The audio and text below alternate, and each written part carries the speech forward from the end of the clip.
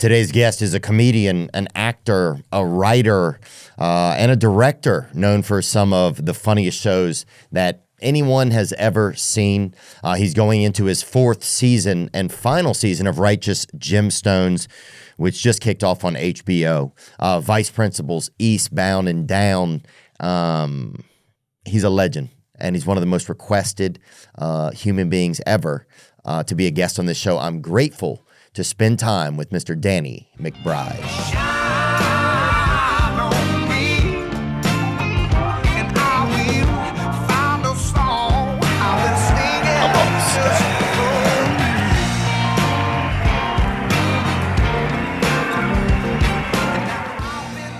You already filmed a few of these today, or is this just, am I the only lucky guy today? Only guy. Look at us.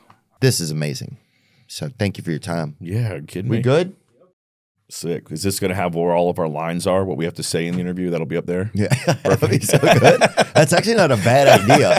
If the whole interview were scripted, man, that'd be freaking pretty amazing, man. Good to see you today. No, I got this. There's a place called Matcha Luther King that I went to, and I was like, sick. This is, it just like, is that a, like, are we at that level where you're taking a guy like that and turning it into Making like money. a pun? Yeah. Matcha Luther King. Yeah, it was cool, but it was just like, you know. They have the I have a cream drink. It's just like a cream coffee. I'll have a medium. yeah, those motherfuckers. That's crazy, dude. Good to see you today, Danny McBride. Thanks for hanging out. We're on. This is happening. We're doing it, huh? Yeah, is it okay? Perfect. I was waiting for this. Yeah. I definitely just having one of those days where it's like my skin feels all dry and stuff. Wonder why that is.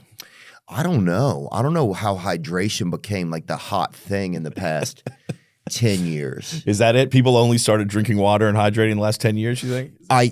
It's more prevalent. People like stay hydrated and stuff. I just think it feels more, it's more popular for sure. You're in Burbank, though. There's this dry climate out here. It dries you out. Yeah, it might be true. It's not like Charleston, South Carolina. It's always balmy, sweaty, oh yeah, wet. Oh, dude, I went to CFC for a semester. Did you really? Yeah. The College of Knowledge. Yeah, baby. I used to live on King Street over there, right across. They had a Bebe store over there. It was like women's fine clothing or something. Unfortunately, I don't think it's still there. Or body textiles or something. They had a place called Silver Dollar. Yeah. Bar that we used to go to. Yep, I've been to that place before. Have you? Yep. Yeah, boy. Charleston's a pretty fun spot. God, it's great, except I took a girl on to one of the, I think it's one of the 5 most unique cities in America. Totally. I think.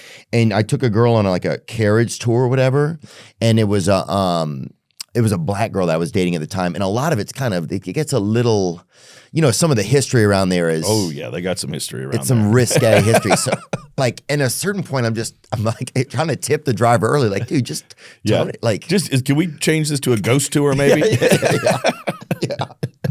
So, but dude, it's so fun there, and you go out to like the beach and stuff there. Do you guys spend time on the beach, or what is your life like there? I live by the beach, and then we're on the water all the time there. That's like the beauty of that city. You got all that water, you got all those good restaurants, the people are nice. Yeah, it's a pretty sweet spot.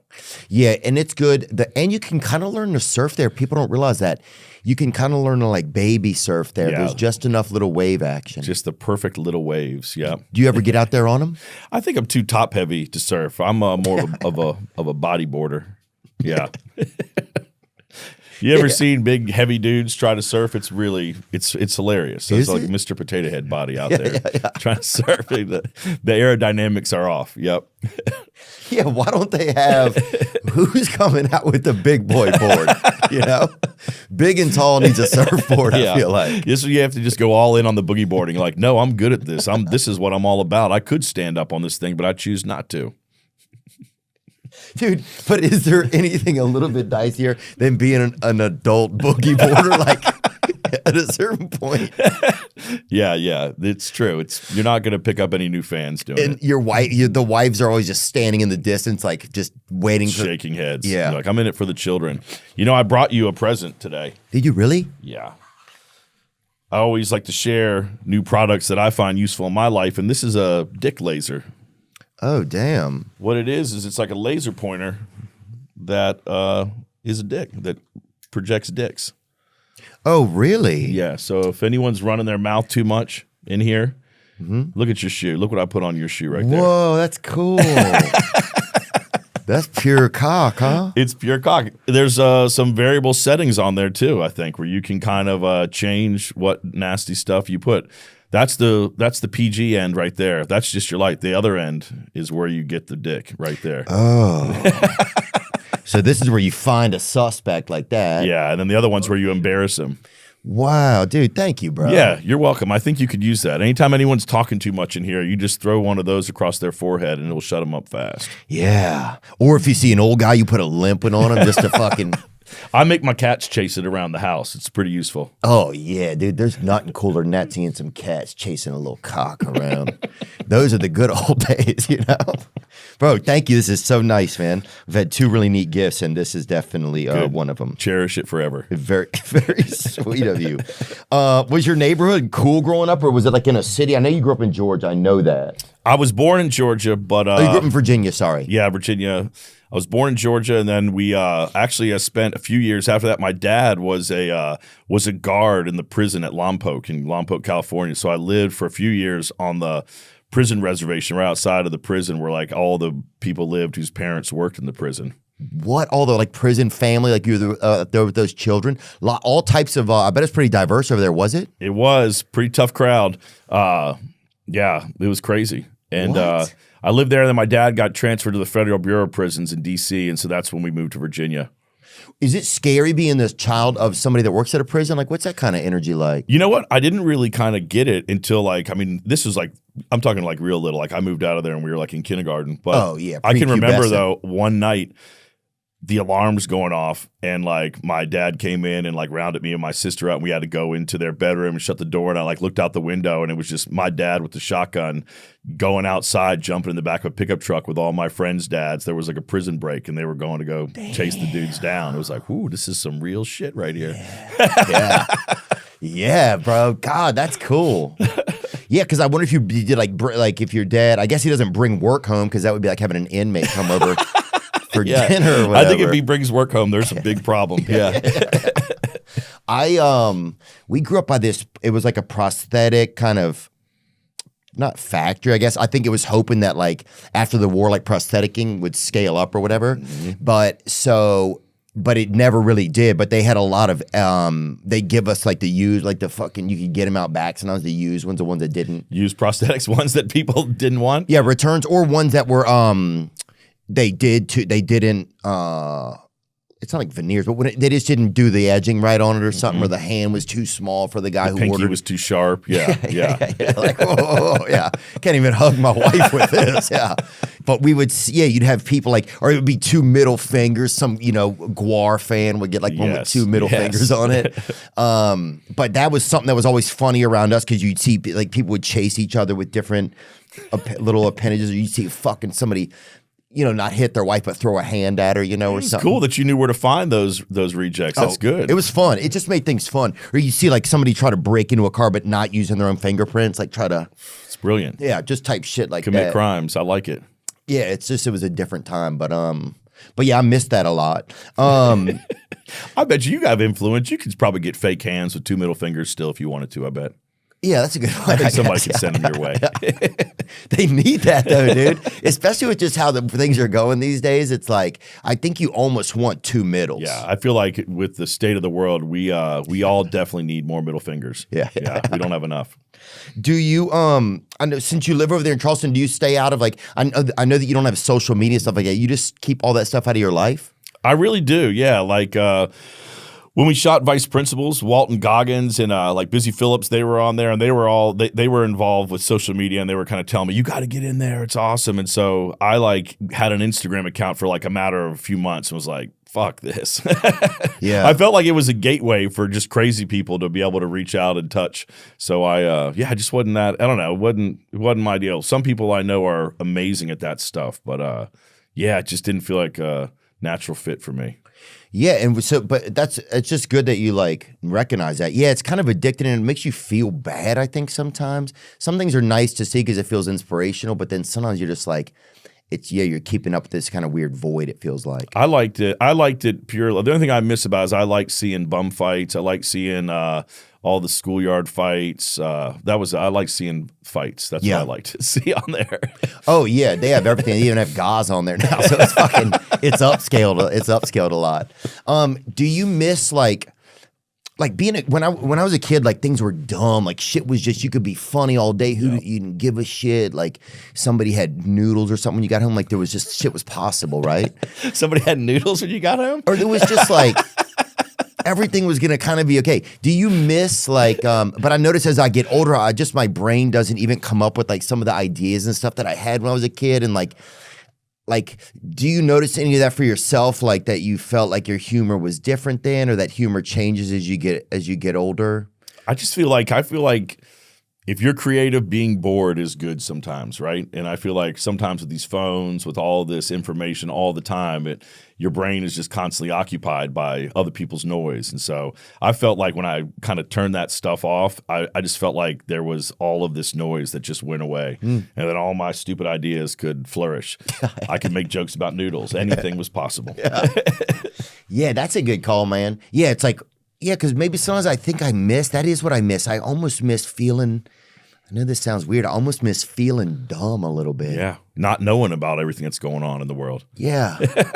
And not wearing all these things on my face that aren't even of my own life, kind of in a way, you know? And I had this weird thought about the other day, like, say if like you're a parent and you're always seeing like these cute things that kids do on TikToks and different things, I wonder if it affects the way a little bit, like if your kid isn't as boisterous or isn't, like, does it like, I don't know, like just, I don't know, I thought about like, it takes almost all of our, like, some of our good, our good reactions, or the things that are kind of supposed to be reserved for kind of real people in our lives. Does it start to like take those reactions to those people? Does it make any sense? Yeah, no, it totally does. I feel that you'll see people on there that are going on these beautiful vacations. And you're like, damn, how do they know to go to these places? I don't know this. Like, you start comparing all these things in your world to what you see there. I mean, I'm not someone who's like, I'm not against it all. I think that there's also awesome stuff with just anyone being able to have a voice and anyone being able to reach people that have what's it called. But yeah, I think for me, I saw that it probably wasn't gonna be the best thing for me, so I just didn't participate. Fuck, that's brave of you, though. You're almost like damn Christopher Columbus. I feel like you just don't see a lot of it. It's cool, man. I'm waiting for it to go extinct, and I don't think it ever will. So now I'm just I'm like the Amish, man. I'm just pretending like none of these advancements are there, dude. I'm just in my house making rocking chairs and selling, taffy. Is that what you do? Or is that what you spend your time? Do you have some good hobbies, actually?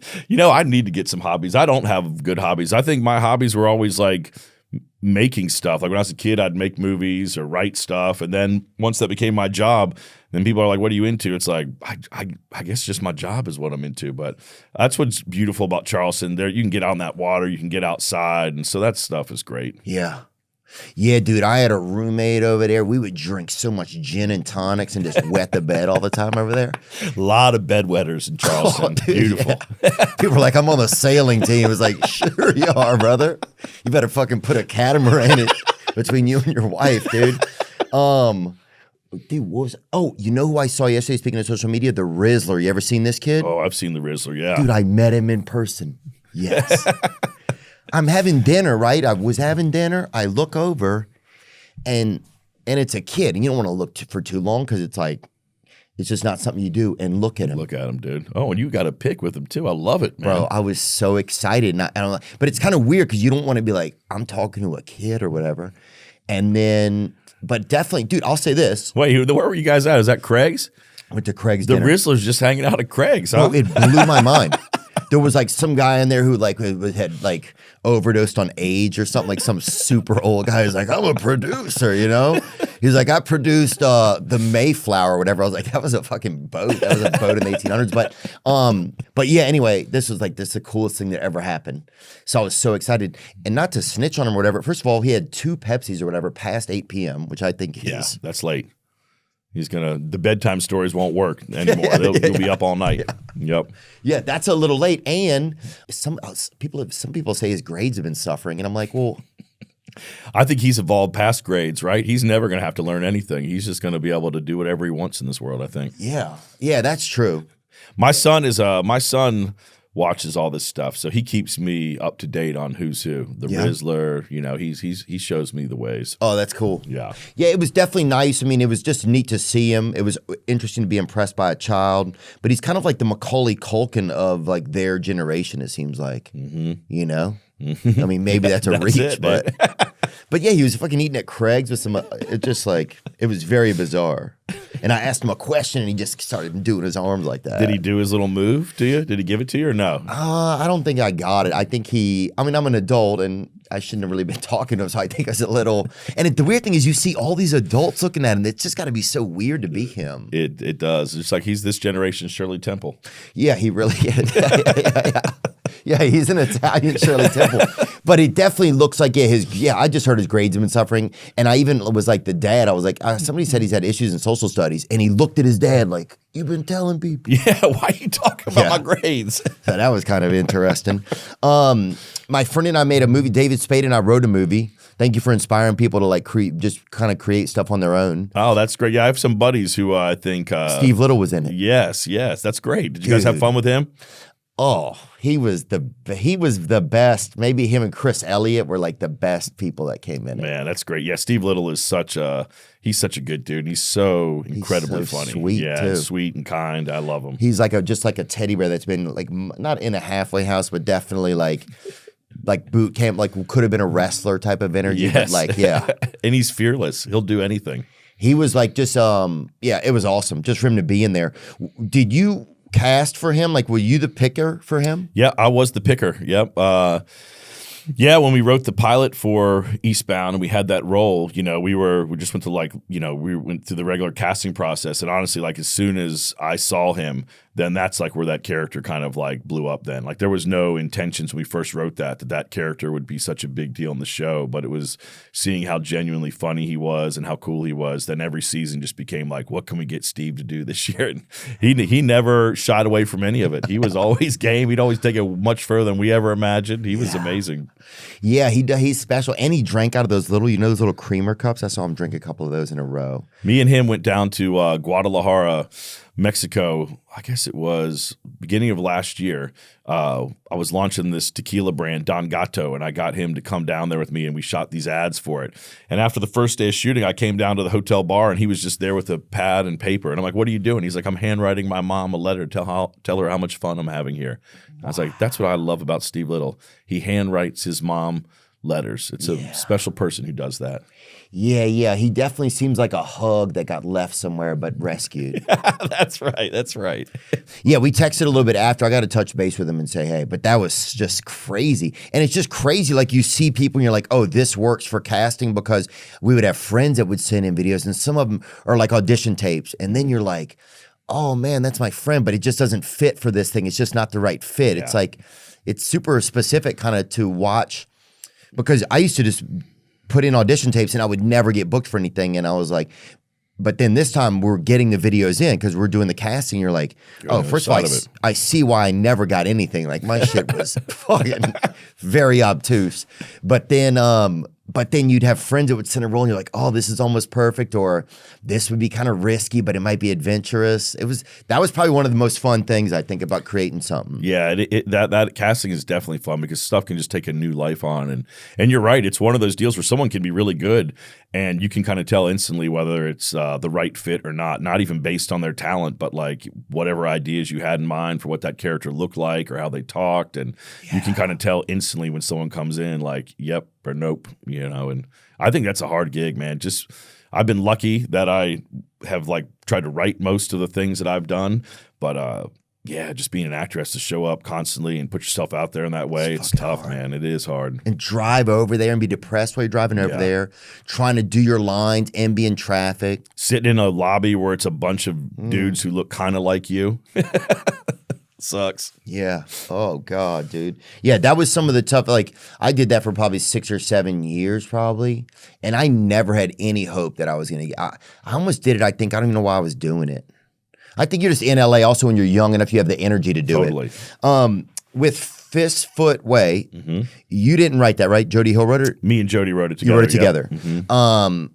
And you guys shot that on Super 16 or no? Super 16, yep. Okay. And you made that without going through SAG and stuff, right? No, it was totally independent. I think we shot it for about 70 grand.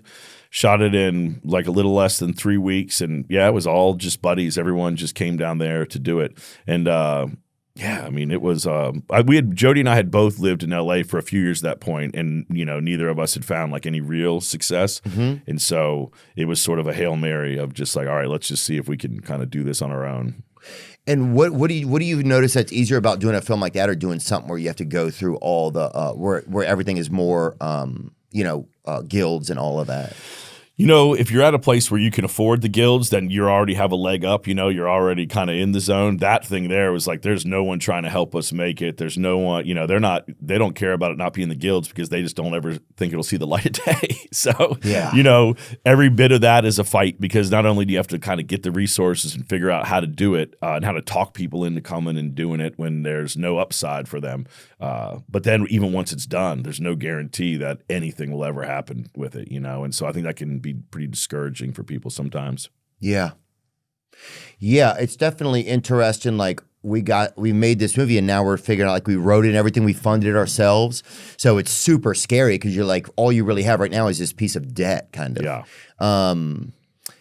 But then it's like too long right now. It's just like we got to figure it out. It just seems like I don't know. The whole thing's been super fascinating. Yeah, it's a crazy process. And now especially the entertainment industry's changes so much, and yeah, it's all risk, it seems like these days.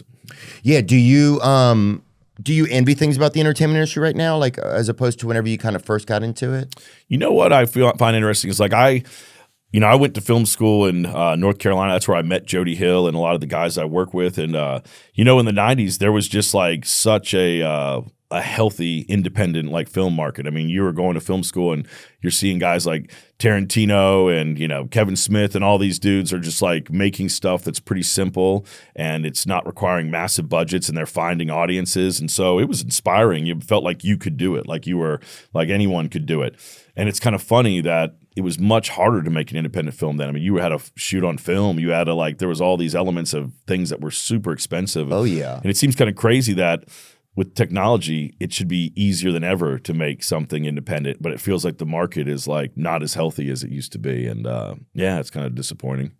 Yeah, I think, but something new will come out of it, right? That's how you kind of think, like, how does this evolve? What happens next? You know, that sort of thing. Was there a movie that you like that you wrote, or a role or some little piece of something that you wanted to do that, but once you started to get a little older?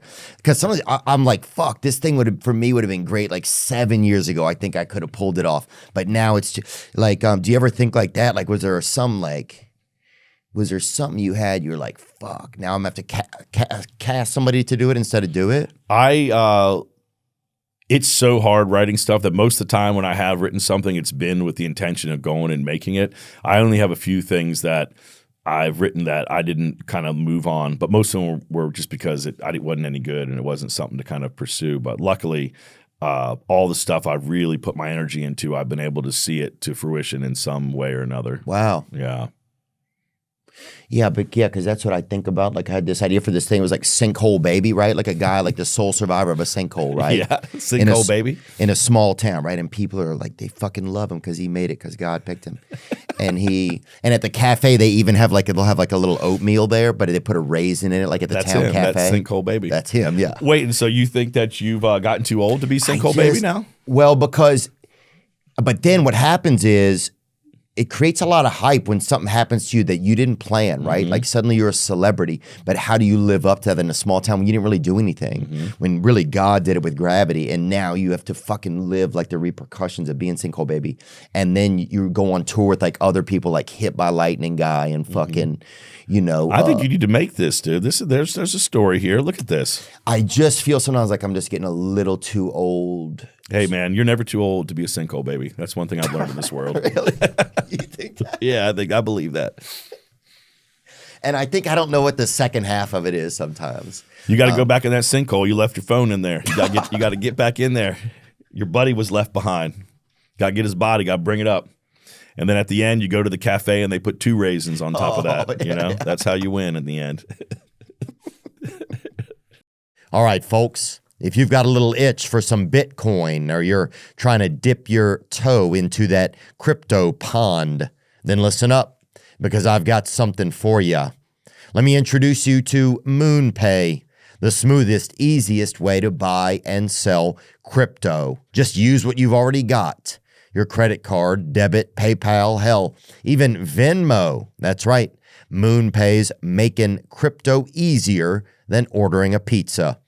And look, crypto's been on a heater, man. Everybody knows that, baby. It's moonbound. If you've been thinking about stacking some digital coins, then MoonPay has got your back.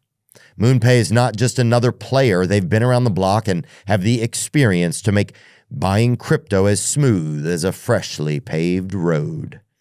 You know, I've had a rocky relationship with crypto. I've been in, I've been out, I've been in and out. I've been hokey and pokeying with my finances in crypto, but MoonPay has brought me back. And if you're wondering, is MoonPay safe? Buddy, it's safer than Fort Knox. It's safer than some really tight underwear. So if you're looking to jump into crypto, there's no better space or place than MoonPay. Head over to moonpay.com/THEO, or you can access them in any of your favorite crypto wallets, such as Exodus, Phantom, MetaMask, or Trust Wallet. This isn't financial advice. Trading crypto carries risk, and you could lose your investment. MoonPay is here to facilitate, not advise. Same as myself. I'm hydrated, I'll say it, and I use Liquid IV. That's how I do it.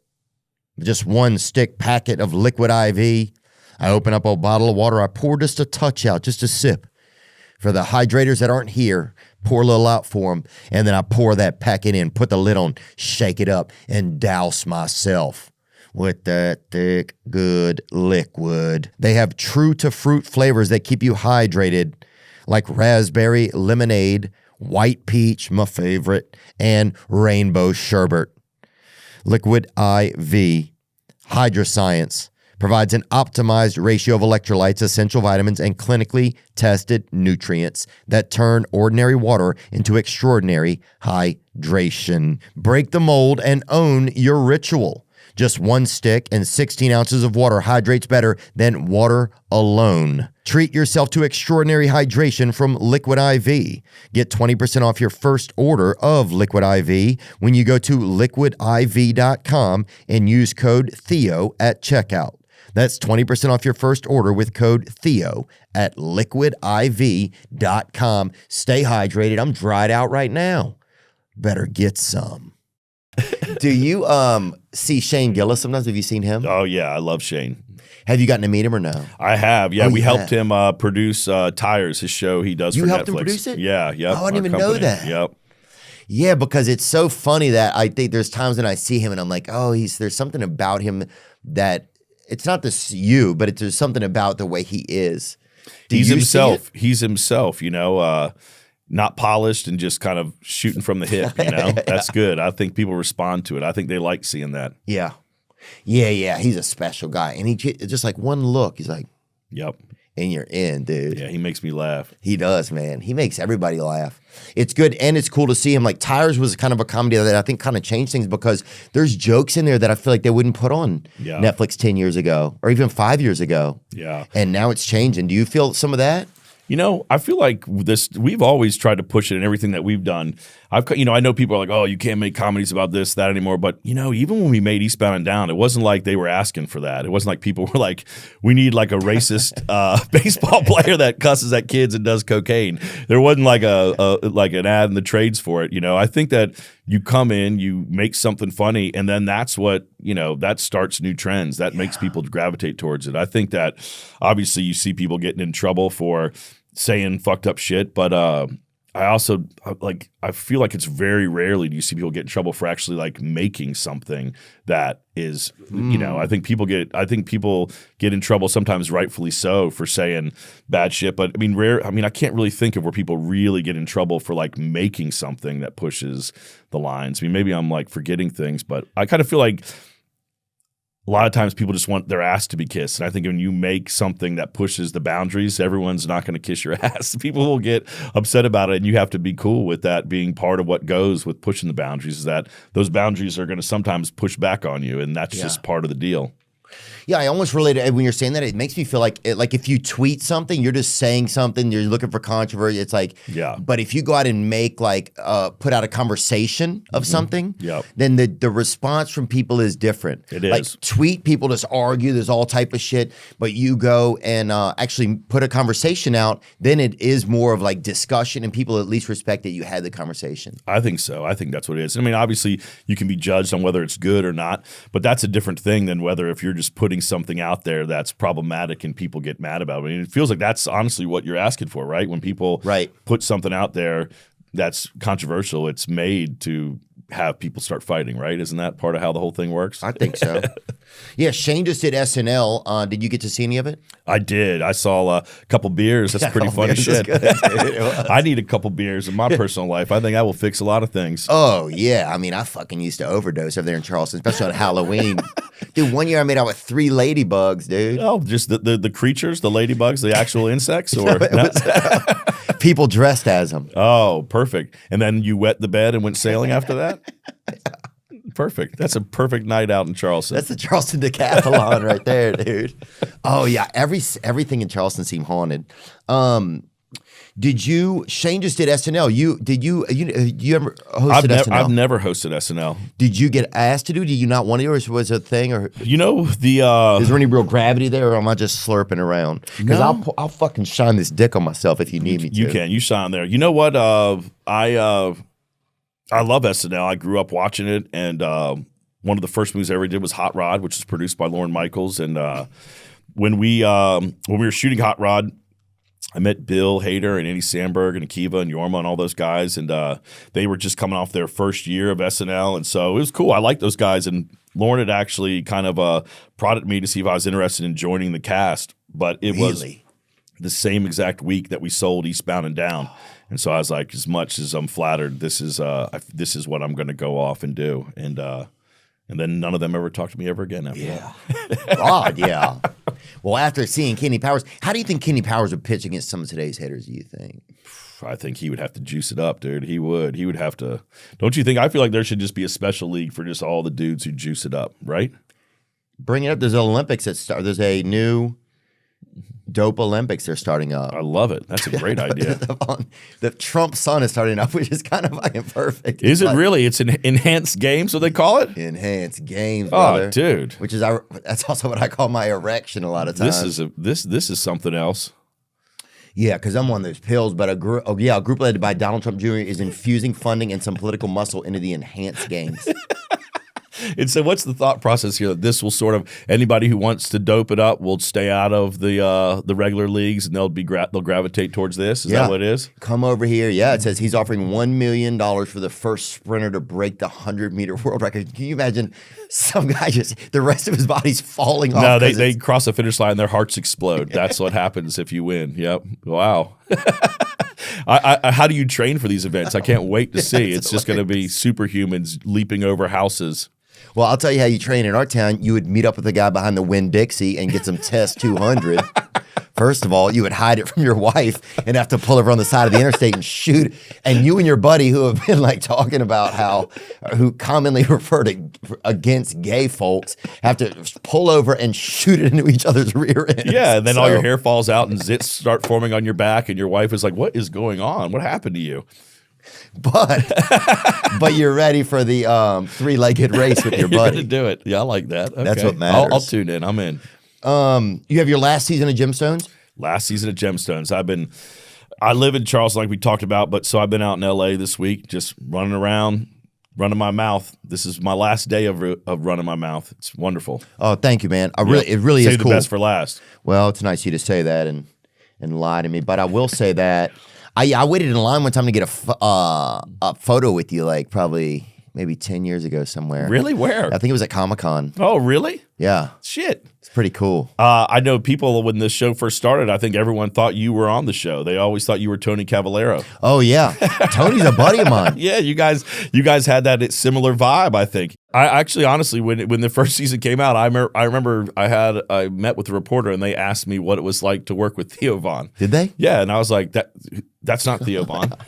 Oh, I've had people come up to me and think I'm in the Gemstones 20 times. I'll play along with it.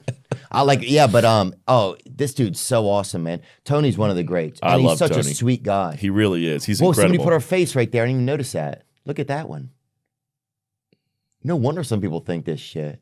Oh, look at you, dude. Look at you. That's Trevor Wallace. That's hilarious. These days, you don't even know. This is the magic of AI. Look at that. I'd buy it. I know. Wow, and very similar chests. I'm very similar. Yeah, how do you... I'm just noticing how much more ripped Tony is now. Like, he was always strong, but goddamn, that dude got really strong over the last few years. Yeah, well, he just has such a him and Devon oftentimes when we're shooting down Charleston, those guys have the same schedule, and so every day that they're not working, they're just fucking pumping iron together. Are they? Just getting strong, spotting each other. Yeah. Yeah, dude, I remember they had a gay fella in our town. He was a drug dealer. So everybody wanted drugs. So also that's how you also kind of like met gay guys, you know, or at the first time. So it was they had really the cool treats. Right. It was like, dude, yeah, these guys are fucking. But I think it did a lot for our town because some people who may not have like kind of like, you know, branched out more, you know, or just like had more questions. Suddenly you were sitting there high as hell. Yeah. And then more gay people started kind of like. Drugs are the great equalizer, right? Oh, yeah. It crosses every boundary known. Oh, God, yes. Were there real life pastors that you used to that you sent your Gemstone pastors like John Goodman and Baby Billy? Do you send them? Like, did you have them reflect on guys, or did you go watch? Did you get some front row tickets to some Osteen, or what were you doing? You know what? A lot of it was just like watching videos and stuff, and then actually kind of went around and I did it. I interviewed a few different pastors just before I told them what I was making a show about, and just, you know, for my own ideas, my own insight. And people were responsive. They talked to me. You know, my aunt, she actually sadly passed away just a few weeks ago, but she was a minister. So I talked to her a lot about the church and really, what kind of church did she minister at? I feel like she was it was in Atlanta, and it wasn't a mega church, but it was one of those sort of these you know, churches that can pop up in shopping centers and not look like your typical church. And she kind of moved into counseling after that as well. But you know, I grew up in a household that was pretty religious. My mom was she did like puppet ministry when I was a child. She would like do the children's sermons and stuff like that. Oh, really? Yeah. And do they hide behind someone to do that? Is you out front? It's like a little. We had this like PVC pipe frame with felt over it. Yeah. And then they'd hide behind there, and my mom had like boxes of these puppets, and she would drum up these little scripts, and you know, mostly Bible characters. No, sometimes there would be, but sometimes they would just be these characters, and they would have to learn Bible lessons. You know, God, that's crazy, bro. So it was like characters like suddenly Paul Revere's in one of the scenes. Yes, exactly. But it was that's you know, so cool. I grew up with all that stuff. So yeah, that's the kind of shit we do right there. That was it. Oh, this is great, Tom. Yep. And oh my God, yeah. And the guy on the right, obviously. Yeah, he's learning stuff. He's learning about he's singing a song about sinkhole baby, you know, and about how Jesus raised him up out of the sinkhole, made him into a little raisin.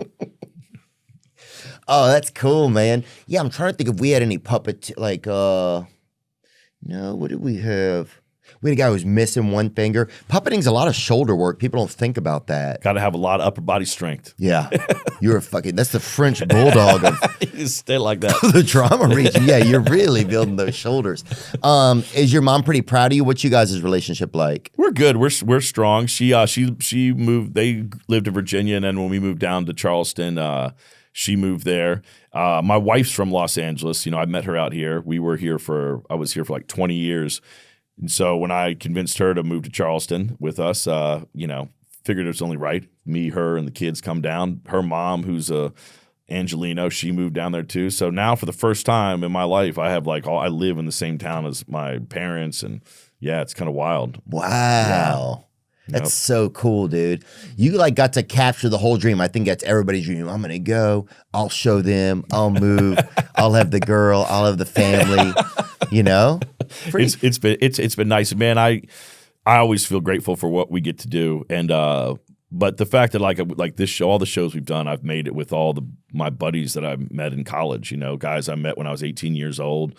We're, you know, smoking weed together in the dorm rooms, talking about movies and all this shit, and now, you know, 25 years later, we're all still doing the same stuff. It's kind of awesome. Yeah. Yeah, I wonder, yeah, I would like to get to meet a wife sometime soon. Where did you meet your wife, at a certain location? I met her. She was like a friend of my neighbor when I lived at this shitty apartment over in West Hollywood. And so it was just kind of one of those things where you don't have any money to go to any of these expensive bars or clubs when you're in your early 20s out here. And, yeah, unless you're the fucking Rizzler, yeah, huh? except you're the Rizzler. You're going to Craig's, dude. Drinking 2 Pepsis after 9. Living that high life. I didn't want to say anything, but yeah, his grades are down, but the money's up, you know? That's his fucking life. Yeah, I know. I've had that, like, you know, moving. I went to college in North Carolina and moved here in '99, and man, this is a tough city to come into with nothing. You know, it's hard living. I feel like when you get out here and you're waiting tables and PAing and just doing all this stuff, making no money, and it hurts. You can't go do anything, and every girl that's your age is dating someone who's 15 years older and dating successful. Aerosmith or something. It's tough. And yeah, and they take a girl like on a world tour, and then you're like, I'm supposed to take her where for a walk? Like, yeah. How am I even going to compete? Dude, I remember on my birthday, I got out here. I've been out for like a year, and I bought a used refrigerator, right? I was saving. When I finally went and looked at the price, I was probably saving $60, right? Nightmare. Had to borrow somebody's truck to go get it out towards Reseda, get it back home on my birthday. I spent my whole birthday doing this. I get it over to the door of our apartment, and it will not go in. It's just a little too wide. So now I have to take the fucking doors. I remember sitting against the wall crying. Yeah. I was on steroids, but I was also sitting there and dude, parking spots were too small. You'd you couldn't get out. You'd get a ticket and you would ding. Everything about LA was fucking impossible. Yeah, and it felt too like when the city could be against you, you know, like parking tickets, stuff like that. I mean, it just felt like when your day was bad, that's always when you would come out and there'd be a boot on your car, and it would just get worse and worse and worse. And that's the other thing is, when you're kind of living on the edge like that, it feels like no one gives a shit either. Like people would walk over you, and if you were laying on the ground bleeding, you know, yeah, it was tough. Did you ever do stand up too, or no? I never did stand up. No, I mean, you desire to? You think? I didn't really. You know, honestly, I didn't even really have any ambitions to be an actor. It's like, you know, I went to film school to write and to make. I always kind of imagined I would just be behind the camera and. You know, and that's true 100%? 100%, yeah. I mean, I didn't have any ambitions of trying to be an actor at all. David Green, who was another classmate of mine, he made this movie called All the Real Girls. Bring it up. It's a beautiful film about first love in Appalachia. Ooh, really? Yeah, but he had an actor who backed out of the show at the last minute, and it was an independent movie, and he just asked me to come down and play the role because he didn't have time to cast somebody else. And it was the very first time I ever acted in anything. And after Jody saw it, he wanted to make a movie, and he was like, well, you're the only person we know who's been in something, so it's funny that we thought that was a leg up. Just that dude right there we thought would somehow get something made. Dude, it's so crazy though when you go from an idea, like even with this like it was all emails, and then we show up one day on set and there was a real movie going on. Dude, I had to sit down for a while. I was like, oh my God, I thought everybody was just fucking around. Like, and then it was a real movie, and there's like people, and people don't know what they're doing, and people do know what they're doing. People are yelling, and but it was like, oh my God, this is really it. And then you realize it's so hard to make something really too, because so many little things happen. Like we got pushed by the fire for a week, and it was like, suddenly that changes everything. And you don't know if people are, and then we had to shoot one day, the day with Steve Little, where it's like the winds were 40 miles an hour. We can't afford to reshoot. So it's like, fucking pretend that the winds aren't 40 miles an hour. We had the same thing on Gemstones here. I mean, that's what a lot of this stuff becomes, is it becomes surrounding yourself with just strategists, like people on your team that just know how to solve problems, because that's what 100% what all making anything is you got your idea of what it's going to be, and then every day it's dealing with something that's coming your way to make it less than what you want it to be. Yeah. And you got to figure out how to navigate it. Yeah, when we shot the season of Gemstones, right near the end, like there's this like pretty specific location to this season, and I fought really hard to be able to get in this place and shoot there, but we only had limited time. And the night before we had to shoot like the last scene of the entire series, Hurricane Helena comes through that part of Carolina and just like decimated everything. And this location that we're at, it's like 100-mile-per-hour winds, no power. And it's like, there's no alternative. You know, we have to shoot this thing. You have to just do it. So it's like, well, once these hurricane force winds die down, maybe we'll try to get some extension cords and finish this thing off. And that's exactly what we did. It was crazy. Damn, yeah. I think it's interesting no matter what level things are at, if you're doing something in your backyard and you and your brother plan to shoot something and then halfway through he doesn't like his attitude changes and he goes in the house. Yeah. It's like it's always, and that ruins whatever your little plan was. It's always something, right? Yeah. There's always something that's going to show up. How do you know when a show is done like this? You know, I wasn't sure with this. I mean, I've been really lucky with HBO that they've always been real supportive of the stuff I want to do, and they're awesome partners to have in this. And man, I think it kind of just came as we started writing this season. To me, it just felt like it. I felt like when I was starting to write it, like everything I was kind of gravitating towards was like about closure and sort of wrapping up these characters like longer stories. And so I kind of kept myself open while we were shooting, like in case I got any other ideas of like maybe I'd come back and do another one. But as we kind of shot more and more, it felt like it was the end. It felt like it. Yeah. And I don't know. TV is one of those things too where it's a strange art form, because if it's good, the reward is you just get to keep doing it and doing it and doing it. But sometimes that doesn't necessarily make for the best story, you know, just to have, you know, all right, this is like the 10th time these characters have almost died. You know, like Lost or whatever, that show. Yeah, where things can overstay their welcome. And, you know, I mean, people are getting hit with so many things these days. Like there's so many things vying for your attention. It's a lot to ask an audience to like stick with the show for 10 years or something. You know what I mean? And just think that your tastes in 10 years will be the same as it was when the first season came out. So for me, I didn't want to stay in it longer than we needed to. I never wanted to make it something where it didn't matter. I always kind of wanted to make sure it was relevant and something we were all having fun doing, and never kind of evolve into something that just feels like a job. Yeah. Was there something special that you like to do for your crew and stuff like that? Like you talk so much about like the guys that work for you and work with you. I'm sure you use a lot of the same crew and stuff too, because you develop relationships. You know how people are going to work. You know what people will be there for you on those, you know, when it's 1 a.m. and you're like, what the fuck are we going to do right now? What's something you like to do for them? I've heard that you do nice things for them. Yeah, we just like to party. I mean, to me, I feel like it's one of those deals. We like to rock and roll. But I do feel like, you know, especially living down there, when you're asking people to come work on the show, you're asking them to like leave their lives, leave the comfort of their homes, sometimes leave their spouse or their partner and come down there for, you know, 6 months to come work with you. I've been on stuff where I've been on location and it's sort of like, yeah, good luck, buddy. You know, you're just kind of end up, you don't know anybody. You're sitting in a hotel room. It's the worst. And so I always just try to. At a Westin. Yeah, exactly. I just try to avoid that. I mean, obviously everyone's different. People want their own. Sometimes people want to be left alone in the Westin, but I try to just make everybody feel like they're at home when they come there, like try to make them have a good time. And ultimately it's like, you know, for me, it's the whole idea that we get to make this shit is so much fun. Like I don't even watch these things after we're done. I don't even go back and watch any of this stuff again. My experience with it is like the act of making it. That feels like the climax to me. I oversee like every cut of this show and in post. But yeah, once this stuff like is done, I'm kind of done with it. You know, it kind of feels, even the old movies from Pineapple to Tropic, it's like, I'll see them at the premiere, and then I oftentimes just will never even see them again. You know, I'll see clips of things online and be like, "Oh, that's crazy! I remember that." Yeah. But I don't know. I have a lot of fun making this stuff. I like collaborating with people, like you were saying, those problems that come up, solving that stuff, that feeling of accomplishment when you do sort of dodge a bullet. Like that's the excitement and the fun for me. Yeah, I notice I don't like the acting part. I notice I like the giving somebody an idea and be like, not telling the other actors and stuff and be like, try this, dude. Yeah, and then seeing what that creates. Yeah, that's the beauty of it all. Yeah, we had this one moment like Spade is like taking this dog for a ride because the company, he works for this company called Last Lap. They give dogs rides like they're about to be euthanized, whatever. He gives them a couple more spins around town, you know, in his car. That's nice. That's a nice thing to do. Yeah, sweet guy. So he pulls up and then it's like, Kirk Fox, you know who he is? Mm-hmm. Kirk Fox pulls up next to him in a truck, and Kirk's just been like looting in the area, I guess they're at a stoplight. And he's like, what do you guys get anything good? He's like, yeah, we just got a hot lead on John Bonet's wedding dress, right?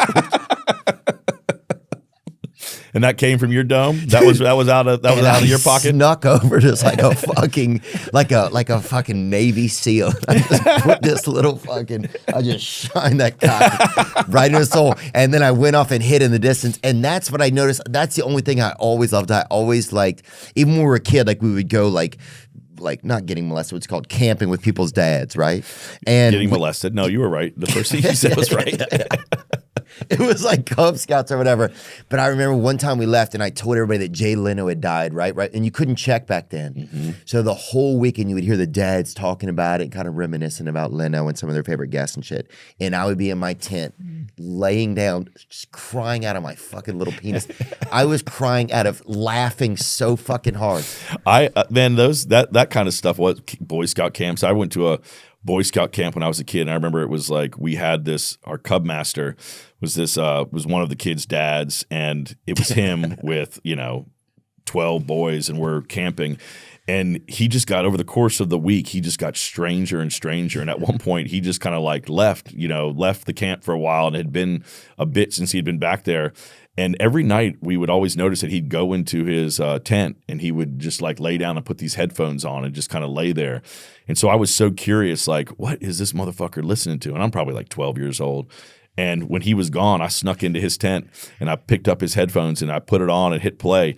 They were like messages from his wife talking about how he was a good man and like, it made me terrified of the rub. Like, let's just get me home. This guy's sitting in here just like listening to his wife pump him up and with these 12 boys in the woods. Oh my God. That's so sweet of her to make all that. Why did he need it though? Like, that's what it was like. It seemed like the tires were about to fall off. He Probably keeping him off the end of a fucking rope, dude. That's crazy, dude. I almost got sent home from that camp too because I pulled a knife on a kid. Not for real. No, of course not. But I had that, when you're that age and you have your little knives, your little Boy Scout knives, you're constantly playing with it. And I guess this other troop walked past us and I'd pulled that knife out and they thought I was like fucking threatening someone. And I had to go into the office and explain myself, and I got my knife taken away for the rest of the week. Yeah. Yeah, dude, there was something I remember like when I was a kid, we'd get one thing we would do for fun. I remember the mosquito truck would come by and we'd get on our bikes and fucking ride behind it and just huff the gas. Just get high. Bro, we would be fucking cooked, dude. Just like unbelievable. A trail of dead mosquitoes around. Everybody's singing. Bro, dude, yeah. Dude, if I went near a bird, it would die after that. Like anything that could fucking hit the airwaves was dead. I couldn't even pick up AM radio, bro. I was like, anything that could fly that was something fun. I remember being in the woods and somebody would say like, I saw something, and then you would run. The fear that you didn't see anything, somebody did, and they started to leave, and suddenly you were alone. Even if you were one step alone in the woods from your friend, it was like, it's going to get me. There was the like unknown. Yeah, we used to. That was the best. I grew up in Virginia, and it was a neighborhood that was like brand new. It was like in the 80s. And like, so it was all woods and stuff and all construction. It was all like they were just building one of those big subdivisions. And we were like one of the first houses in there. And so me and my friends would just have like the run of that place. I mean, we were constantly doing that. But there was like this one construction site. And we were young. This is probably like 4th or 5th grade. We would just like go there at nighttime and just like take all their lumber and their shit and go make ramps and go build tree houses. And there was this one house that we kept doing it to. And it was a construction site. And we built like a tree fort with all the wood. And I guess the guys who were building the house found out where it was at. And we came out to our tree fort and they had like ripped everything down. They had like taken it all down. So then that next day we went to that place and we fucking destroyed that house. We took cinder blocks and threw it through the walls. We were like these 4th graders thinking we're just going to show these guys what's up. Meanwhile, there's some family that has to stay at just no sense. But it was like we took it personal. Like, we stole that lumber fair and square. Yeah. Like these they're gonna fucking on our Diamondback, freestyle bikes, our BMX bikes, just thinking we ran that shit. Yeah. Dude, I'm trying. Oh, we had a glitter. I don't know if it was a glitter truck. I think it was a glitter truck that toppled over like in the interstate near us, and it was like kind of a windy time of year, and our fucking town had glitter in the area for 2 years. In your lungs, everywhere. I mean, you couldn't even. You'd meet somebody and half of them would have fucking. They're shining. Just crazy, dude. Those are good days. It is crazy how if you have a construction site, if you're building a house, if any kids in the neighborhood, all they do is get in there and break shit. They have no concept of like someone's paid money for this. Someone's waiting to move their family in. It just is looked at as like this doesn't matter. No one lives here, so we can do what we want. God, those are the best times, man. I enjoy using acorns. I enjoy setting it up. I got it set up for my nieces and nephews. It just to help them start to save, right? To recognize and look at money and finances and just have it be a part of their existence. Acorns is a financial wellness app that makes it easy to start saving and investing for your future. You don't need to be an expert. Acorns will recommend a diversified portfolio that matches you and your money goals. You don't need to be rich. Acorns lets you get started with the spare money you've got right now, even if all you've got is spare change. That's what I like about it for my nieces and nephews. If they spend a little bit of money, the change goes into their savings. So they start to recognize, they start to get an idea of how to use savings. Right now with Acorns, you can sign up and join the over 14 million all-time customers who have already saved and invested over $25 billion with Acorns. Plus, Acorns will boost your new account with a $20 bonus investment. Offer available at acorns.com/THEO. That's acorns.com/Theo to get your $20 bonus investment today. I can't recommend them more. Paid non-client endorsement. Compensation provides incentive to positively promote Acorns. Tier 4 compensation provided. Investing involves risk. Acorns Advisors, LLC, an SEC-registered investment advisor. View important disclosures at acorns.com/THEO. You know, I'm still recovering from 2024. Jeepers, I don't know how. What? I still am. I know it's March. I know it's my. Here I am. That's just who I am. Life in general can be chaotic. But if you're in charge of order fulfillment for an e-commerce business, you know that's its own special kind of chaos. But with ShipStation, you can count on your day-to-day remaining calm. Save hours and money every month by shipping from all your stores with one login, automating repetitive tasks, and finding the best rates among all the global carriers. Using ShipStation helps us get packages in and out. We got to get some of this, some of that. Celsius is sending a new, we got to get merch, boom, ShipStation. They're there. You never need to upgrade. ShipStation grows with your business no matter how big it gets. Calm the chaos of order fulfillment with the shipping software that delivers. Switch to ShipStation today. Go to ShipStation.com and use code Theo to sign up for your free trial. That's ShipStation.com, code THEO.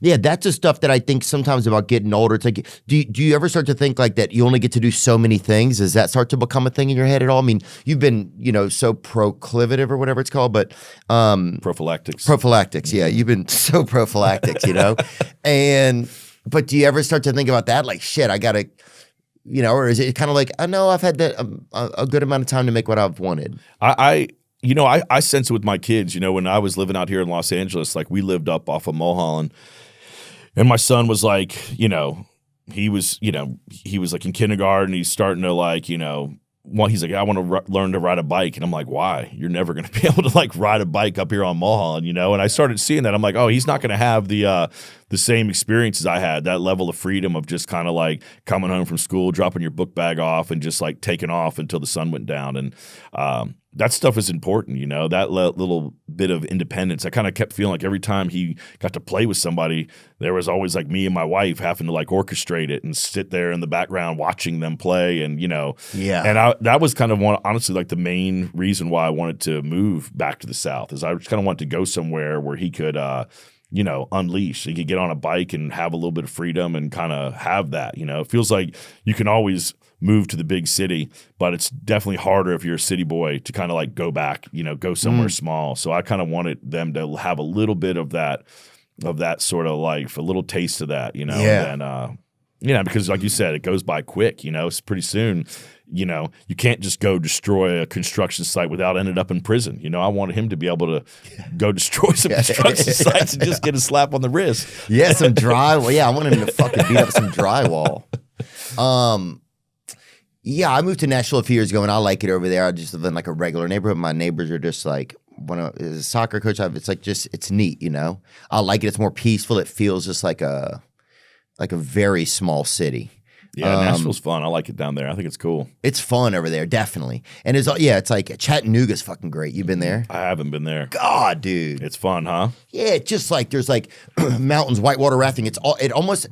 Everything you wish was in Nashville that isn't. Yeah. And it's smaller, feels good. Oh, I got to go over there. I'd never even been to Nashville until we moved to Charleston. I think my wife and I were just like looking for what was a quick trip away, and Nashville is so close that we saw it. But I think it's fun down there. So Chattanooga, though, I got to check that out, huh? Chattanooga's beautiful, man. They have this Look at beautiful that. walking bridge where you walk. It's like it used to be a bridge, but they shut it down or whatever because it couldn't bridge anymore or whatever. So it's just like a. It stopped bridging. Yeah, it's just like a brave road, really, at that point. But they turned it into a walking bridge, and so they built like a newer one next to it, and but just the whole area is awesome, man. It's beautiful. They have a place called Lookout Mountain there where you can see like 7 states or something from it. Wow. A lot of Civil War shit. If you're big into Civil War reenactments and shit, Yep. like my buddy's dad used to referee those and shit, so we'd go watch those a lot, and like. So I love that kind of shit. Me dude. too. I love a fucking cannon, dude. I love Civil War stuff too. I grew up in, after we left California, I grew up. I spent most of my time in Fredericksburg, Virginia, and so there's a ton of Civil War stuff there. And my backyard, I'd find like Civil War bullets and stuff. I mean, we were all, it was that stuff loomed heavily over my childhood just because it was so close. I mean, I even have a buddy that his old man would put on night vision goggles and go out to the national park battlefields and go metal detecting because that's a federal crime. You're not allowed to go do that shit. And he would go out there and just like outrun those park rangers and just get bullets and bayonets and like all this stuff. We'd always like play around with all that stuff in his garage. It's kind of amazing. He's writing his dad in prison. Dear Dad, thanks for the rusty bayonet. It was worth every minute. Bro, that shit was a big part of growing up in this house. Somebody would be like, dude, they found arrowheads on our property. Yeah. Rusty shit. They found a fucking canteen from 70 years ago. Yeah. That was a huge thing about growing up in the South. It is. My buddy who still lives back there, I went to go visit him a few years ago, and we were supposed to catch up. In Virginia? We were going to catch up downtown for a few beers, and he's like, hey, man, come back behind the high school here. Like, I want to show you something. It's like, uh-oh, here we go. But I went back behind the school, and we kind of like walked down to the woods, and we come down there, and he's found this place that he's like completely like roped off like it was an archaeological dig site. Yeah. And I'm like, what the fuck is going on back here? And he's like, man, I think I found like an old Indian camp here. And he started showing me all this shit that he had found. It was like weird like pottery and arrowheads and all this stuff. And it was amazing. He found it on his own. And he was just like, yeah, man, there's so much of that stuff here that basically if you just like look for some place that had like access to water and had a lot of sunlight during the course of the day, that 9 times out of 10, somebody would have saw that as a place to set up camp. And then you start digging around and it's all under there. And like, man, it was cool. But it made me start looking at everywhere a little differently. You know, it's cool. Yeah, dude, they had a guy who hid treasure. Do you see that? He hid treasure for like 10 years. Somebody finally found it. Oh, wow. He hid a $2 million treasure, and it finally got found a few years ago. He made like a treasure, like a story about it. Oh, gotcha. So he had like a little, like, put a call out. Scavenger hunt, and people looked for it for years. A couple people died looking for it. Oh, that's sick. God, I used to always want to look for bodies on the side of the interstate. That's my big thing. Oh, you were just trying to make a sequel to Stand By Me? Just trying to find Browers, Flowers, whatever the fuck his name was. Yeah. Staying by I-65 is what it's going to be called. But yeah, that's something that I always wanted to do. I want to ask you about your kids before you leave. What's something that you admire about your children, if you're okay talking about your children? Yeah, of course. You know, it was cool of you to leave for the, that one of the reasons you wanted to leave, that was for them. It's kind of neat. Like, to be able to do choices like that, like with social media, just like to make kind of like choices that are for the betterment of yourself or others is it's harder to do these days than I think people think. So it's something that it seems pretty neat that you're able to do. But yeah, go on. Yeah, well, like I said, my wife is from Los Angeles. She grew up here, so she had never really lived outside of California. And I liked LA. I liked living here. I had a blast. But yeah, once I had kids, it wasn't like I thought they would have like a terrible childhood growing up here, but I just knew that there were going to be certain things that they wouldn't be exposed to that I just thought would be useful for them to be exposed to. And my wife and I, we headed down to Charleston for a long weekend to kind of like just take a look at it without the kids and just sort of like, could we do this? Like, could we make a run at this? What are we going to do? And we had looked at some houses, and then we were kind of sitting in this bar just having a drink, kind of like writing down on a napkin like the pluses and minuses, like how realistic it would be. And I remember looking out the window, and there was like a group of probably, 10 kids, like probably between the ages of like 7 and 15 on skateboards and bikes and jean shorts, no shirts, carrying fishing poles, not a parent in sight. And I was like, yeah, we got to move here. Like, this is like exactly what I want our kids to be able to do, is just that. I want them to be able to like be free to kind of like explore the world and to see things without having to worry about them so much. And so that was cool. And I mean, my kids are just, I don't know, my daughter is like insanely funny. She's 10 years old, and she is. I mean, honestly, like before she even talked, she was giving people the bird, flicking people off. Like I channel her in that character, Judy, the sister in Righteous Gemstones. You do? I do. I channel my daughter in that a lot of times. Dude, I got to interview that lady one time. She's the most talented. Best, she's the best. God. Edie's amazing. That's so funny that you would channel even like a child. Yes. And Edie and my daughter have a very special relationship. Edie calls it that they're in the Bad Girls Club. And so every time Edie talks to my daughter, she'll be like, Bad Girls Club, and Pina will give her a high five. But yeah, my daughter came by the set this year, and there was a dead body on the set, not a real one, but and there was like fake blood, and she was like kind of obsessed with like, what is this? There's fake blood, like what is that? And I started realizing, oh man, yeah, she doesn't have any concept of what this is or what I do when I leave. And she kind of got really obsessed with this idea of fake blood. And our props master gave her this big tub of like, fake movie blood. Oh, that's great. And she uses it all the time. Really? She'll call us in, and she'll be like laying in the shower with like blood coming out of her belly button and out of her neck, and pretending to be she's a sicko. Yeah, it seems like things are going good over there. What I would, dude, my brother, so my dad was like real old when I was born. My dad was 70. He was an older man, and so my brother used to do this thing. I've talked about it before on my comedy show, but he'd be like, Dad's dead. He'd come in the room, right? That was his bit? Because Dad was like, Dad would be 79. And Dad's dead. He'd come in, I'd be doing something, he'd be like, Dad's dead. And I'd be like, the first time I was like, no, don't, and I'd go in there and he would be alive, right? And then it got to this is where I knew this is when something I think got weird maybe in my head, because I would be like, he better fucking be dead or I'm gonna beat your ass, right? It became like just the whole juxtaposition of that little thing in my head. Like if I'm gonna get up now, and I better see a dead body. I'm gonna be pissed off. Yeah, that bastard. And then look, you got older and you did that to other people by telling people Jay Leno was dead. That's true. You helped spread that trauma.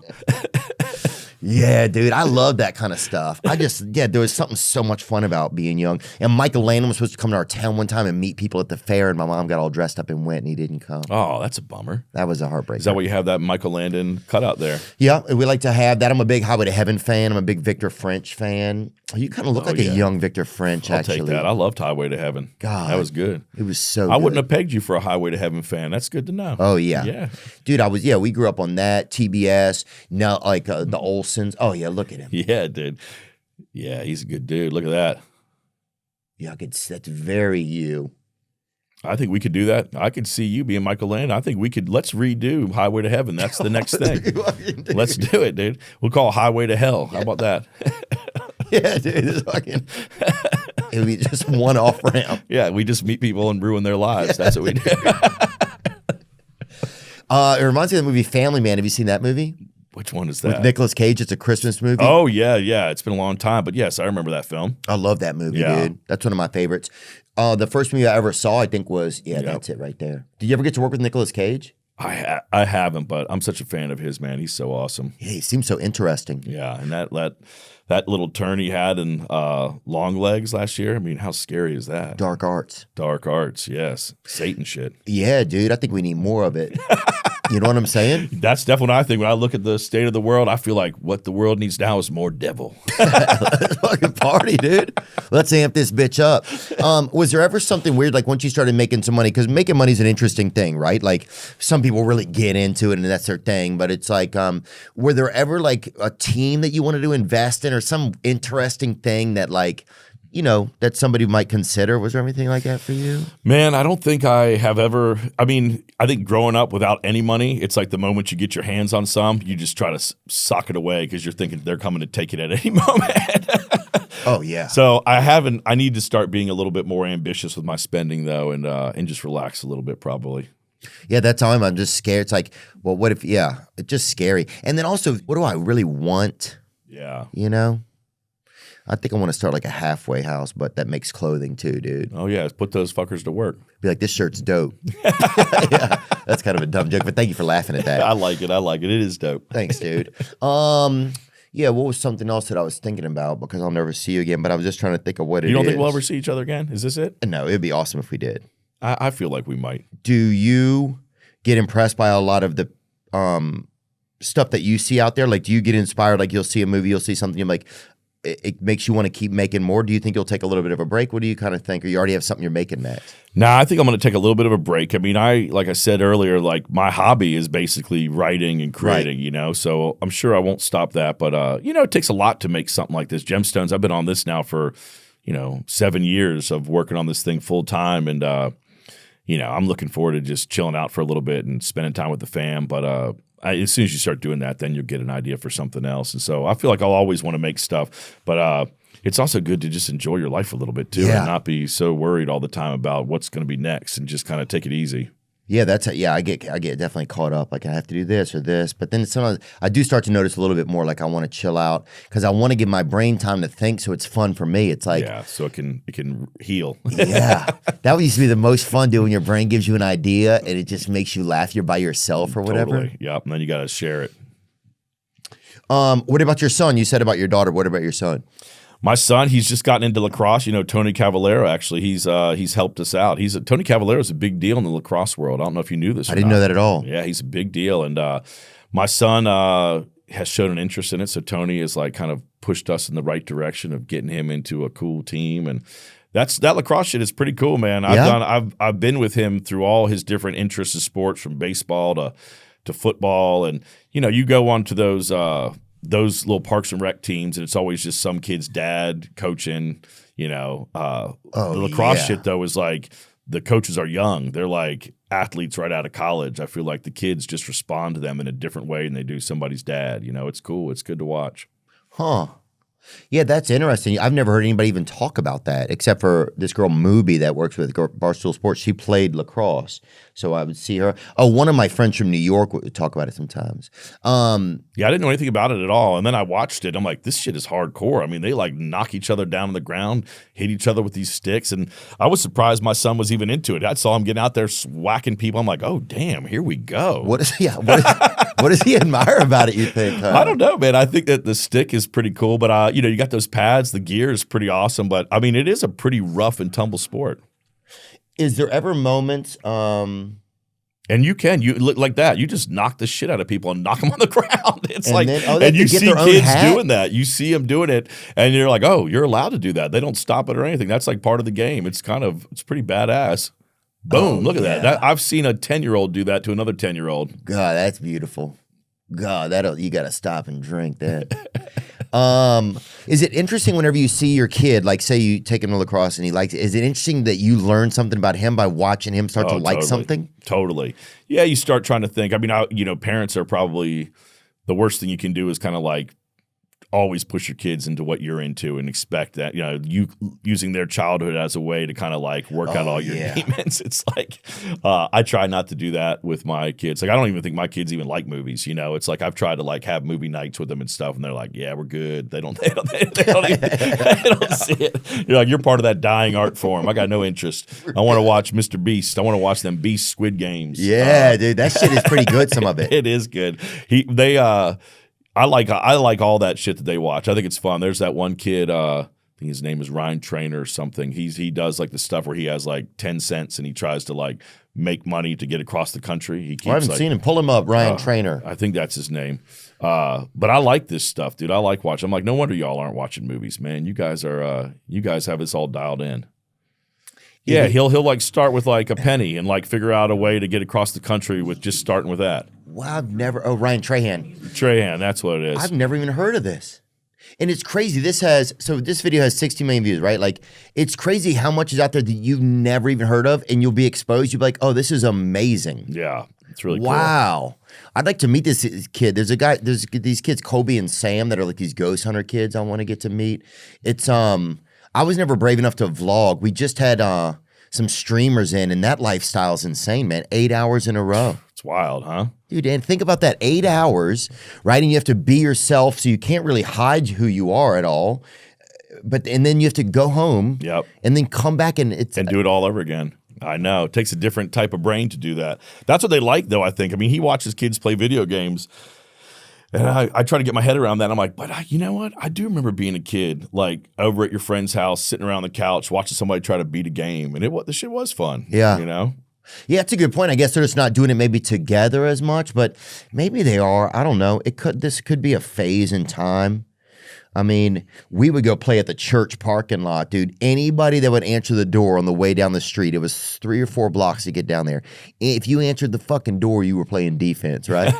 So we would knock on the doors about 3:40 in the afternoon, walk down there, and there was a hole. Somebody, I don't know who put it out there, like the devil or whatever, but in the field, they had a field in front of the church off of Highway 190 over there in Covington, and sometimes every 2 years, somebody would step into the hole and break their leg or ankle. Perfect. That's what it was there for. Yeah, that's it, dude. That's a fucking free safety, bitch. That's what that is. That was fucking crazy, though.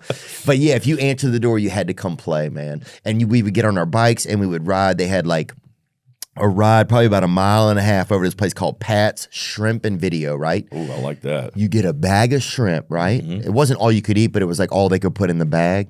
And you would get to rent a movie, dude. I love that. God, dude. Terminator, I miss a video store, don't you? I miss that stuff. That was fun. There was nothing. Dude, I went to the last Blockbuster in Oregon probably 2 years ago. And these are the things I found fascinating about it. For one, you're not just stuck with what the platform, like the app or whatever we look on it now, Netflix, et cetera, is putting in front of you, like those 10 or 12 movies at a time. You get to kind of consciously wander, and you're like, oh, I forgot about this movie, right?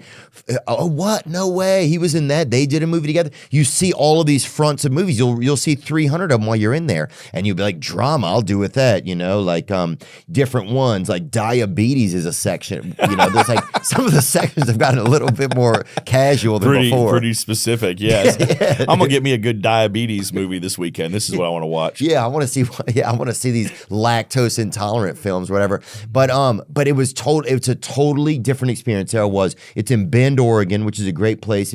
Only about 4 or 5 nice months out of the year at all, though, to be honest with you. A lot of bad That's snow. why they got that Blockbuster still in business, man. They needed it. But your brain would be like, oh, well, and you talk with your friend, what do you think about this? You would kind of discuss it it just like, it was much more, it was so much different than, oh, I'm just going to pick one off of here. It didn't even feel the same. I think movies needed it. I do. I think that like when you have access to all of it, it makes all of it not that special. And I think weirdly there was something about like if you went to the video store and you wanted to see a movie and it wasn't in, it made you instantly think that movie was a bigger deal than anything. And then like when you finally got it, you would have all this other stuff invested in like, wow, I'm so lucky I got Under Siege. It's here. It's in my house. Steven Seagal, was he in that? He was, yeah. Fuck yeah, dude. Van Damme, when I was growing up, that shit was blood sport.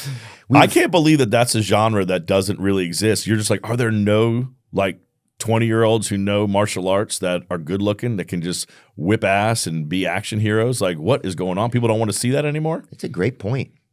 Yeah, that kind of stuff doesn't exist. I just watched Interstellar the other day. That was cool. But yeah, that genre doesn't exist, man. Garbage Pail Kids cards, we ride and get those bitches. Yeah, that stuff was good. That's good living. Oh, you'd get your ass beat. You just sit there watching the Highway to Heaven. That's us, dude. We got this. I don't know, dude. Yeah, dude. Look at that. Look at that. Yep. I look like I've obviously done some cocaine, and you dude, look like that looks like you me, just got out of jail. unfortunately. Yeah, that looks like you.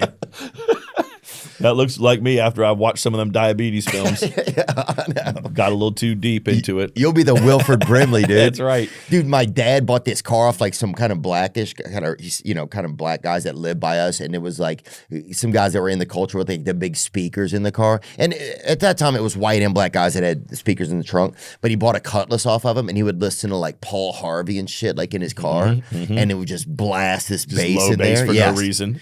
Paul Harvey. Yeah. That's how I was in my high school too. It's like all you could count that any kid who had like the shittiest car would have just straight up stadium speakers in the back of it. Unreal. Every screw rattling in the car. Fucking unreal, dude.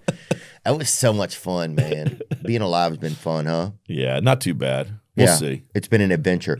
Do you like parenting? Is it something that you really enjoy doing? Do you kind of like, was that something that what is something surprising that you found about parenting? And then we'll get you out of here. Man, I do like it. I think it's fun. What's fun about it, man, is like, I try to stay pretty involved in my kids' lives. Like, I don't want to, I know it goes by quick and I don't want to like miss it all and then have all these regrets, when my kids don't want to talk to me when they're all grown. I try to take my kids to school every morning. But it was fun as they got into school, like going back, like walking in for a parent-teacher conference and having to sit in those little chairs and talking to the teacher and be like, I forgot all about this shit. And you just remember all these feelings and emotions of what comes around with the first day of school. And I don't know, it's kind of – and then just seeing childhood from this side of it, and you kind of also realize how short it is. When I was a kid, I thought my parents' whole existence started when I began, and that was their whole life. And then you kind of realize, man, that time period was just a blink in the eye for them. And it's the same. I feel like it goes by so quick. My son's like 13; he's going to be in 8th grade next year, and I already find myself just getting like sappy and sad, just like, it's been a good run. I've really enjoyed raising you. Yeah, because I guess once they hit, they don't need you as much. I mean, already now it's like we at nighttime, we'll all sit down to hang, and he'll be upstairs on the game or talk with his friends. You kind of it happens quick. Damn. Yeah. Does it hurt a little bit? You can't really express that to him because that's kind of weird, huh? Yeah, it does hurt a little bit, but it's good. You want them to be independent. You don't want them just sitting there trying to suck off the teat, for too long. You need them to kind of get out there and want to spread those wings. Yeah.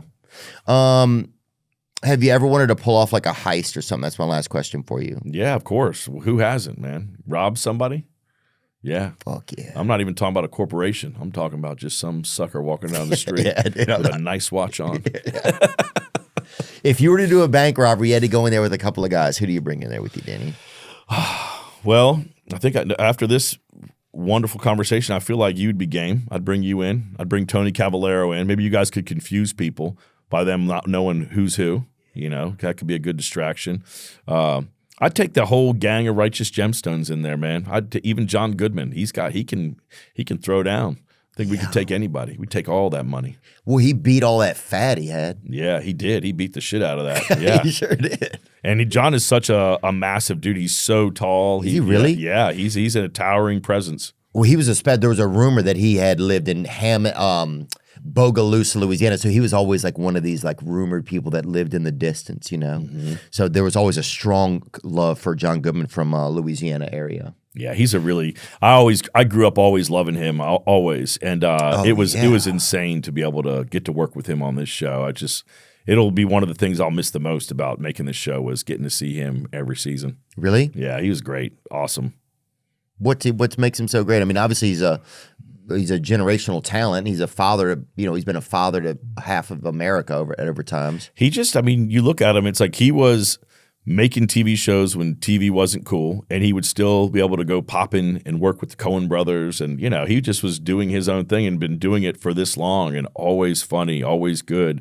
I mean, he never shows up in something and it's not impressive, and yeah, it's funny. Like even being an actor and looking around, you look at it, and you're like, most people have maybe a handful of years in them, like you look at people and you really do. Like I would think about actors that I saw in movies when I was a kid, and you'd kind of be like, oh man, what happened to that person? And then you'd kind of look at their filmography and you're like, oh man, most people only have a span of a few years, maybe even a decade, and then they kind of disappear. And good point. Just like with your favorite sports players. Yeah, and then but you look at a guy like Goodman and how long he's been working, and you realize like that's no easy feat, and that he stays relevant and he stays good, and the stuff he chooses is cool, and the roles he plays are cool. It's it's admirable. Yeah.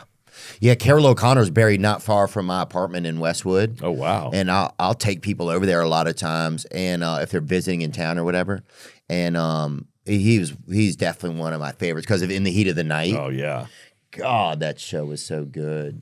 Oh, I like your TV picks, dude. You're a In the Heat of the Night guy and Highway to Heaven. Yeah, I love like kind of Southern kind of, I love those things, man. Those are some of my favorites for sure. But what was I who was that? Oh, Carol O'Connor. Who else is buried there? Marilyn Monroe. Boom. Same cemetery. In the same coffin, I hear. Errol. That's good. Yeah. I heard she's working nights. They doubled them up. Yeah. Errol Flynn. I'm just going to keep advertising this place. Errol Flynn. Oh, Hugh Hefner's buried there also. Walter Matthau. Wow. So anyway, which cemetery is this? Is that Hollywood Forever Cemetery? No, it's in fucking Westwood, dude. Okay. You wouldn't even know it. It's behind a building. You're like, what the fuck? It's like behind a Nextel building. There's no other like blocks of grass anywhere near it. It's just like big buildings, tall, huge buildings, and then there's this one little bitty. It's fucking 40 square yards. Wow, that's that. Got some kings in that bitch. A lot of Persians in there too. A lot of names you can't really pronounce, but that's it right there, dude. Beautiful. Walter Matthau's in that bitch, dude. That's what's so crazy about LA is I feel like LA has done a really shitty job of like maintaining the history of this place. I feel like every time I try to rent an apartment back in the day, everyone would tell you like, oh, Charlie Chaplin lived down the street. Charlie Chaplin was here. But you're like, you realize this shit is these people mean something to people, and the idea that like so much gets built and torn down, like I feel like you look at Hollywood Boulevard, you're like, man, this should just be like Colonial Williamsburg. This should be some shit where you just walk in and it looks exactly like it used to back in the day. That's a great point. It's like this is such a unique. There's such a unique history to this place that it's kind of sad that all you can do is go to a little cemetery to go see these things. It'd be kind of cool if you could walk in the same bars and restaurants they did, or you go by their apartment. If you got to go by the apartment that Walter Matthau lived in, I think it would mean something to people. It really would. That's a good point. I never thought about that. Yeah, because you'll go like we'll preserve some places like Charleston preserves their history. I like a lot of but yeah, Hollywood's never had much of a memory. Kind of, I feel like it just. Well, and it's a thing, I think in the day, everyone's just trying to survive. But now when you kind of look back at what Hollywood is, you're like, wow, there's some pretty influential things and people that have been around here. And some of these places that people take for granted they have like cultural and historical significance. Fuck. You're right, Danny. Take that. Season 4, Righteous Gemstones. Adam Devine's coming in too to talk to us. Oh, good. I know. He's just going to sit here and lie his ass off. That's all he does. Well, yeah, he also he complains that he said he was getting that shin thing where he gets elongated or whatever. Yeah. He's made up a lot of stuff. He's a sweet man. He'll be like another one that I'll miss seeing him every year. He's so awesome. Yeah, it's weird when a set ends, when the shoot ends. It's just like it's the last day of school. Yeah, everybody's saying goodbye to everybody. You're getting all these photos, and then the next day or two, you're just in. Everything's like back to normal. It's all but hopefully. I get to keep in touch with a lot of these people. Oh, for sure. Walton Goggins and Edie Patterson. I met them on Vice Principals, and both of them are like two of my closest friends. So, oh, really? Yeah. So hopefully, I'll get to keep in touch with these people. We played a family. Maybe we need to act like one. Yeah. I like that challenge. Danny McBride, thanks so much for all the entertainment, dude, all the inspiration. And I just really appreciate your time, man. I hope you continue to make fun stuff. I'm sure you will. And congrats on getting to spend time with your kids. Thank you, man. I hope you put that dick laser to good use, okay? Don't you fucking worry. Don't you fucking worry. I'm putting this on some fucking bitch's back at the UFC fight this weekend. Thank you so much, man. Thank you, buddy. You bet. Thanks for this gift. Yeah, very nice. You're going to use it. I can already tell. Now I'm just floating on the breeze, and I feel I'm falling like these leaves. I must be cornerstone.